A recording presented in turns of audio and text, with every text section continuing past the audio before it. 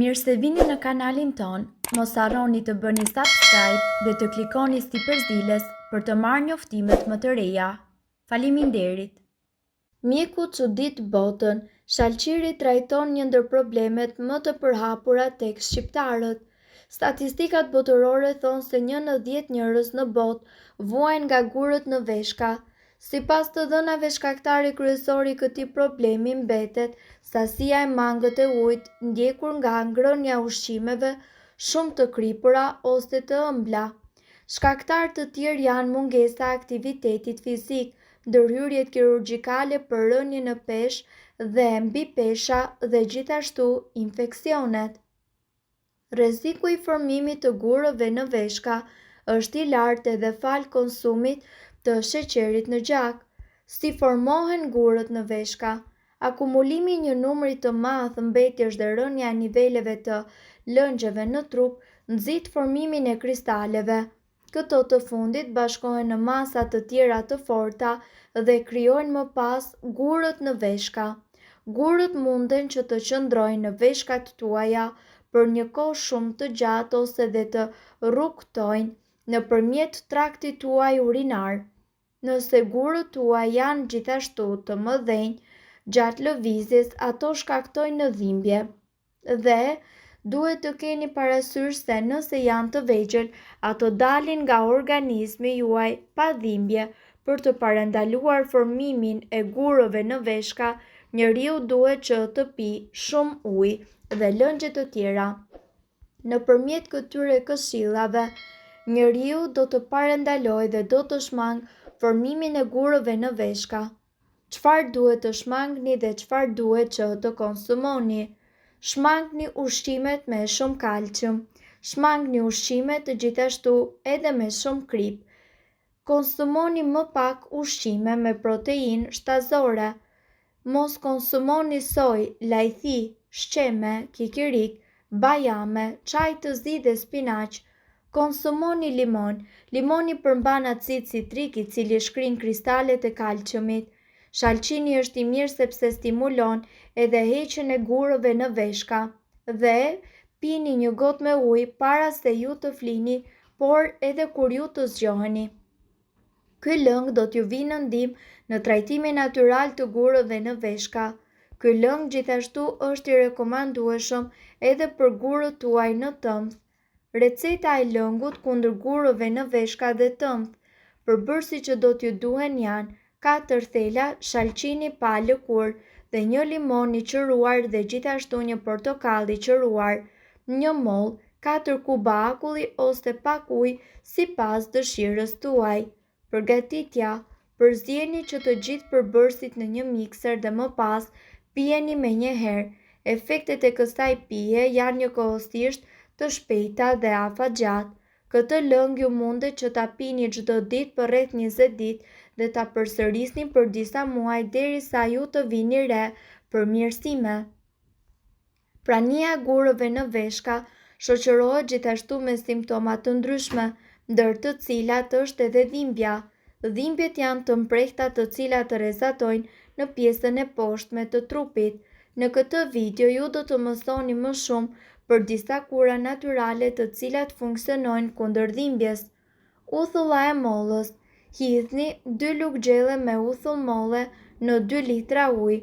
Shtoni pak mjaltë dhe më pas pijeni lëngun gjatë gjithë ditës. Aciditeti i uthullës është gjithashtu efikas në shkrirjen e gurëve në veshka dhe zbut simptomat e tyre. Vitamina dhe mineralet. Sipas të dhënave, konsumi i rregullt ditor i vitaminës B6 ul edhe rrezikun e formimit të gurëve në veshka. Magnezi dhe kalciumi janë 2 minerale që parandalojnë formimin e tyre.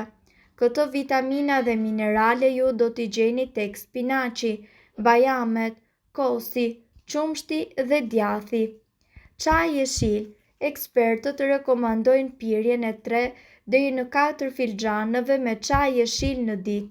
Ky çaj është gjithashtu i pasur me antioksidantë të cilët pastrojnë veshkat nga toksinat. Lëngu i boronicës së kuqe. Lëngu natyral i boronicës së kuqe duhet pirë 1 deri në 2 herë në ditë nga një gotë. Sipas të dhënave, ky lëng është ndër më efikasët kundër infeksioneve urinare dhe gurëve në veshka. Lëngu i limonit. Shtrydhni çdo ditë lëngun e një gjysmë limoni dhe përzijeni atë me mjaltë. Një lëng i tillë duhet pirë 2 herë në ditë, esën në mëngjes dhe përpara vaktit të darkës. Limoni gjithashtu ka aciditet, antioksidant dhe elementë të cilët luftojnë inflamacionin. Lëngu i domates. Domatet janë të pasura me antioksidant, të cilët parandalojnë edhe formimin e gurëve në veshka. Lëngu natyral të domates ju duhet që ta pini 1 herë në ditë kundër dhimbjeve dhe gurëve. Lëngu i bërëzilokut. Gjethet e shtrydhura të bërëzilokut të përzira me mjaltin ose lëngjet e frutave duhen konsumuar çdo ditë. Përbërësit e këtyre gjeteve nga ana tjetër stabilizojnë edhe nivelin e acidit urik në trup dhe parandalojnë formimin e gurëve në veshka. Soda e bukës. Përzini një lugë gjelle me sodë buke në një gotë me ujë të ngrohtë. Një lëng të tillë ju duhet që ta pini 2 deri në 3 herë në ditë. Soda e bukës ndihmon në shkrirjen e shpejtë të gurëve. Hudhra. Përzini 5 deri në 6 elpi të shtypur hudhre në një gotë me ujë dhe me pak mjaltë. Lëngun më pas pijeni 1 ose 2 herë në ditë. Hudhra është plot e përplot me antioksidantë të cilët e mbrojnë organizmin nga radikalet e lira. Hudhra po ashtu është plot me antioksidantë që largojnë edhe toksina dhe mikrobet të cilat munden të sulmojnë veshkat tuaja. Zgjidhni një kurë natyrale prej tyre dhe përdoreni për rreth 1 muaj. Këto kura juve do t'ju vinë në ndihmë kundër gurëve në veshka.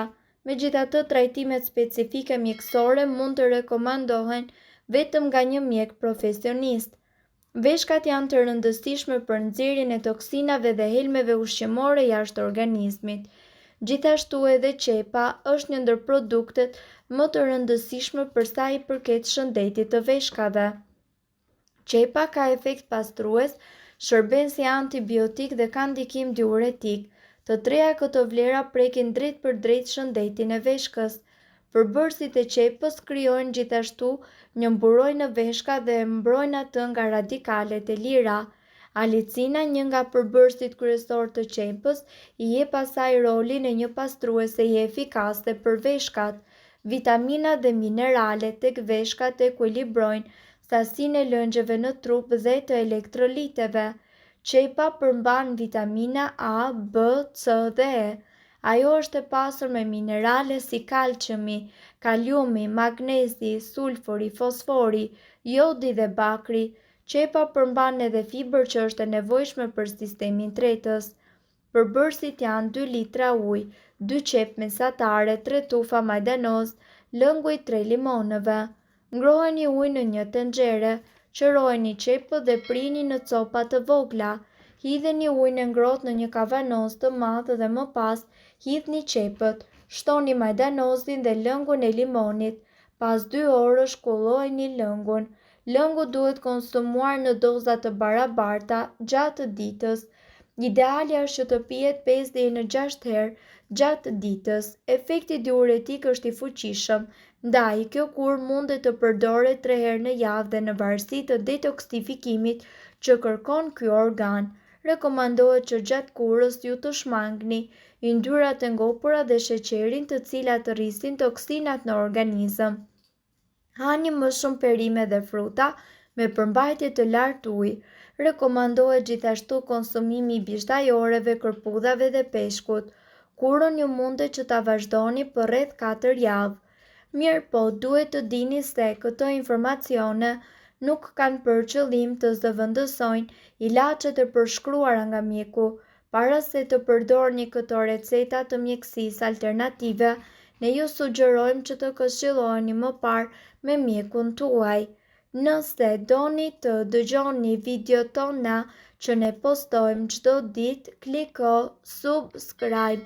Ju ftojmë gjithashtu të bëni like në videot tona Nëse i keni dëgjuar dhe pëlqyer ato, faleminderit që e patë videon ton.